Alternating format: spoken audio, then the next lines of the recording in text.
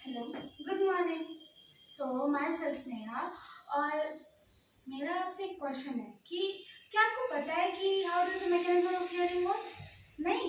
So let's crack it together in today's class. ठीक है। सो हमारे पास यहाँ एक डायग्राम बना हुआ है ईयर का। हम यहाँ पे पढ़ने जा रहे हैं मैकेनिज्म ऑफ हियरिंग। ठीक है।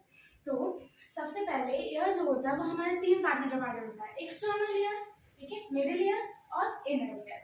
जो हमारा पेना रहता है, पेना और एक्सटर्नल और कॉस्टिक कैनाल और ऑडिटरी कैनाल, ये हमारे एक्सटर्नल ईयर में डिवाइड होता है। और जो मैलस, इनकस और स्टेपस बोन होते हैं वो मिडिल ईयर में डिवाइड होता है, और जो कॉक्लिया होता है वो इनर ईयर में डिवाइड होता है। ठीक है। तो हमारे जो ईयर है वो तीन पार्ट में बेसिकली डिवाइड होता है। तो फर्स्ट ये जो हमारा पेना है इसको हम पेना कहते हैं। ठीक है।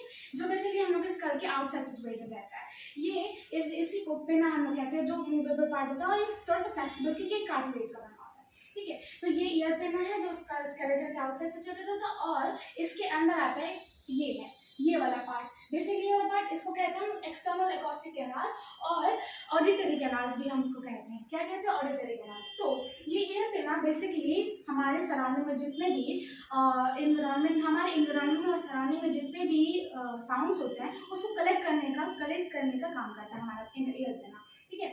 तो जब साउंड वेव्स आया, इसको कलेक्ट करके जो ईयर पिन है वो कलेक्ट करके इसको ऑडिटरी कैनाल्स में भेजता है। ऑडिटरी कैनाल्स ये टिम्पैनिक मेम्ब्रेन में जाता है। टिम्पैनिक मेम्ब्रेन बेसिकली एक ईयर ड्रम है। ठीक है। जिससे जब साउंड कलेक्ट होके आता है एक्सटर्नल एकॉस्टिक कैनाल में और ऑडिटरी कैनाल पे, फिर ये टिम्पैनिक मेम्ब्रेन को वाइब्रेट करता है, बेसिकली ईयर ड्रम को वाइब्रेट करता है। ठीक है। तो यहाँ पे साउंड आया, ईयर ड्रम्स को वाइब्रेट हुआ, और उसके बाद यहाँ पे तीन बोन सिचुएटेड रहता है।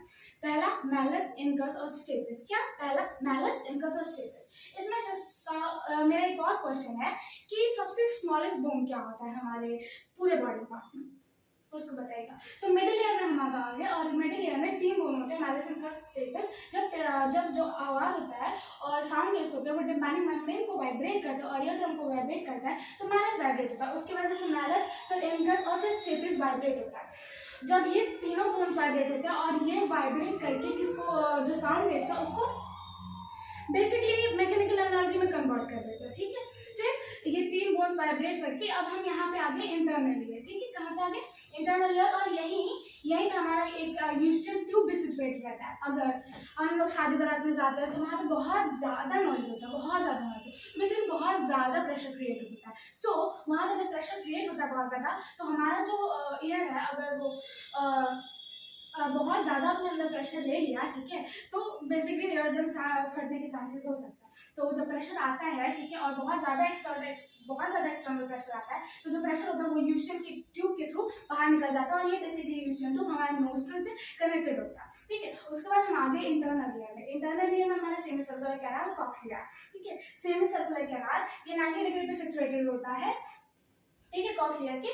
और ये सेमी सर्कुलर कैनाल में इसमें फ्लूइड होता है जिसको पेरिलियम और एंडोलियम कहा जाता है। ठीक है। जब ये स्टेपस वाइब्रेट होता है, तो ये हमारे सेमी सर्कुलर कैनाल के अंदर जो फ्लूइड रहता है जिसको बेसिकली हम एंडोलियम कहते हैं, उसको वाइब्रेट करता है। जब वो वाइब्रेट करता है उसमें हेयर सेल्स भी प्रेजेंट होते हैं, वो भी वाइब्रेट होता है। और उसके बाद जब वो वाइब्रेट करके ये जो नर्व्स हैं इसको कहते हैं हम एट क्रेनियल नर्व्स। ठीक है। ये एट क्रेनियल नर्व्स बेसिकली उस वाइब्रेशन को और साउंड्स को, या उस वाइब्रेशन को बेसिकली मैकेनिकल एनर्जी को उसको लेके जाता है हमारे ब्रेन तक। ये है एट्थ क्रेनियल नर्व्स। ठीक है। और यहाँ से हमारे नर्व इम्पल्सेस हमारे ब्रेन तक जाते हैं। That is how. अब जब ब्रेन तक वो जाता है, ठीक है, तो हमारा ब्रेन हम लोग को बताता है कि वो क्या है, मतलब कहाँ से साउंड आ रहा है, कितना आ रहा है, कितना प्रेशर आ रहा है, किसका वॉइस आ रहा है, क्योंकि हमारे ब्रेन मेमोराइज भी करता है, तो हम पता चल जाता है कि ये किसकी आवाज़ है। ठीक है। तो इससे बेसिकली हम मैकेनिज्म ऑफ हियरिंग पढ़ चुके हैं। अब हम इससे सब चीज़ों को समराइज करते हैं। तो पहले ये क्या था? पिना, जो हमारे स्कल के आउटसाइड सिचुएटेड था। इसमें साउंड्स कलेक्ट हुए, अंदर एक कहाँ गया? एक्सटर्नल एकॉस्टिक कैनाल्स और ऑडिटरी कैनाल्स तक गया, फिर टिम्पैनिक मेम्ब्रेन तक गया, फिर तीन बोन्स को वाइब्रेट किया, फिर आ गया सेमी सर्कुलर कैनाल और इंटरनल ईयर में। ठीक है। सेमी सर्कुलर कैनाल्स में फ्लूइड होता है जिसको बेसिकली एंडोलिम्फ ऑफ पेरियड कहते हैं, वो वाइब्रेट होकर एट क्रेनियल नर्व तक पहुंचाता है, और एट क्रेनियल नर्व जो सिग्नल्स होते हैं वो हमारे ब्रेन तक पहुंचाते हैं। ठीक है। So that is how our mechanism of hearing works. So thank you guys.